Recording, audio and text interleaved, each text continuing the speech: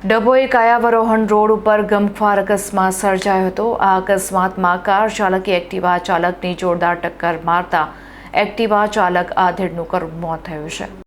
ડભોઈ તાલુકાના કાયાવરોહણ અને સુલતાનપુરા ગામ વચ્ચે ગત રાત્રિના સમયે એક હૃદયદ્રાવક અકસ્માત સર્જાયો હતો।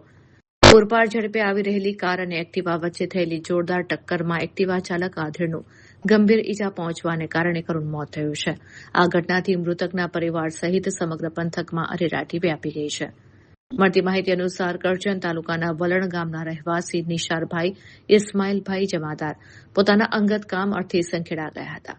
રાત્રિના સમયે તેઓ સંખેડાથી કામ પતાવી પોતાની એક્ટિવા પર ગામ પરત ફરી રહ્યા હતા। આ દરમિયાન કાયાવરોહણ અને સુલતાનપુરા વચ્ચે સામેથી આવતી એક બેફામ કારે તેમની એક્ટિવાને ધડાકાભેર ટક્કર મારી હતી। અકસ્માત એટલો ભયાનક હતો કે નિશારભાઈ રોડ ઉપર પટકાતા તેમને માથા અને શરીરના ભાગે ગંભીર ઈજા પહોંચી હતી। અકસ્માતનો અવાજ સાંભળી આસપાસના રાહદારીઓ તાત્કાલિક મદદ માટે દોડી આવ્યા હતા અને 108 એમ્બ્યુલન્સને જાણ કરી હતી। ઈજાગ્રસ્ત આધેડને લોહી લુહાણ હાલતમાં વડોદરાની સયાજી હોસ્પિટલ ખાતે ખસેડવામાં આવી રહ્યા હતા, પરંતુ કમનસીબે રસ્તામાં જ તેમને દમ તોડી દીધો હતો।